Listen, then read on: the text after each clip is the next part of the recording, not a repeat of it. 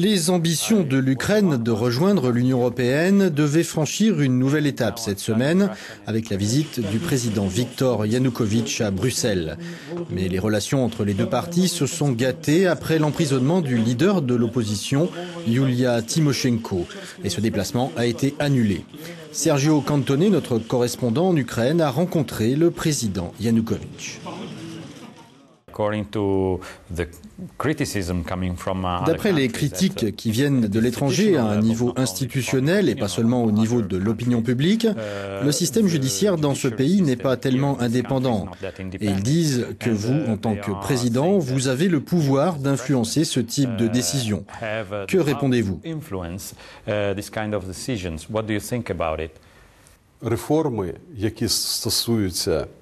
Les réformes du système judiciaire ne sont pas une source de déception pour les leaders européens. Il y a plus d'un an et demi, nous avons commencé à nous intéresser à ces dossiers et nous avons étudié les décisions à prendre.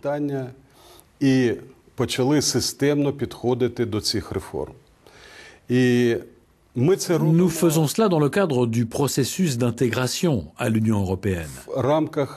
Ce que nous faisons est pour notre propre intérêt. Nous nous apercevons que notre système judiciaire a besoin d'évoluer, de changer.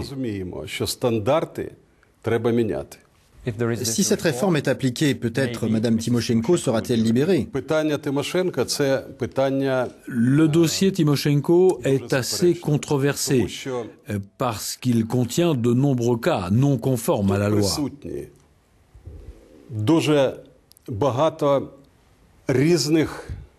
Le dossier Tymoshenko peut être pris à deux niveaux. L'un est politique et l'autre est pénal. Це питання, воно лежить в площині Car de quoi parlons-nous? Nous parlons d'évasion fiscale. Nous parlons de pertes pour le budget national. Nous parlons du gaz qui n'est pas passé par la douane et qui n'est même pas arrivé en Ukraine. Не платяться податки, втрачає бюджет. En fait, nous parlons des pertes que le pays a subies.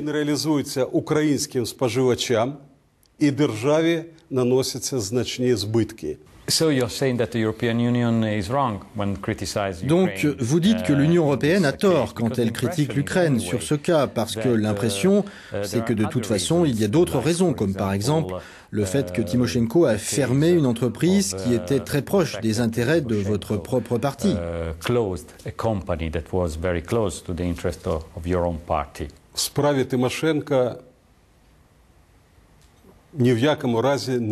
Dans le cas de Tymoshenko, il est impossible d'arriver à une conclusion.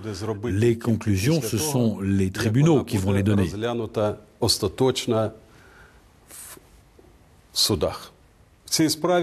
Ici, on doit prendre en compte les cas judiciaires qui se sont produits à l'étranger.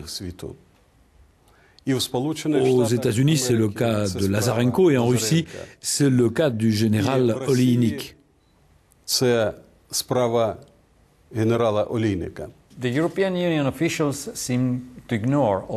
Les dirigeants européens semblent ignorer les allégations dont vous parlez. Parce qu'apparemment, ce dont on a discuté au procès portait en fait sur une signature. C'est donc ce qui est considéré comme une approche politique et non pas criminelle par la plupart des observateurs internationaux.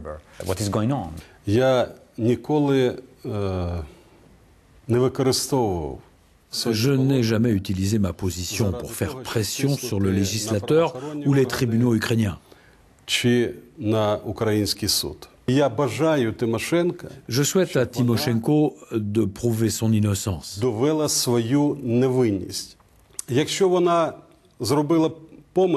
Si elle a commis une erreur, tout le pays en souffre. Elle doit l'admettre.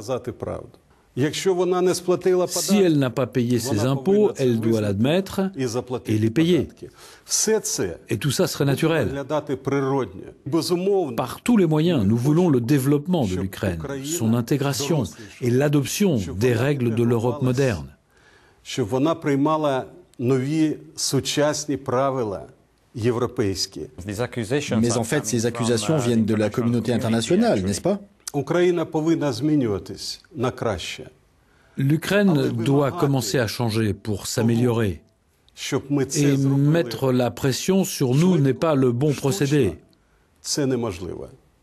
Це процес. Nous procédons ainsi et ce processus s'améliore. D'ailleurs, il apporte déjà des changements positifs. Веде до прогресу. І він несе позитив. Ви вже почали звикати.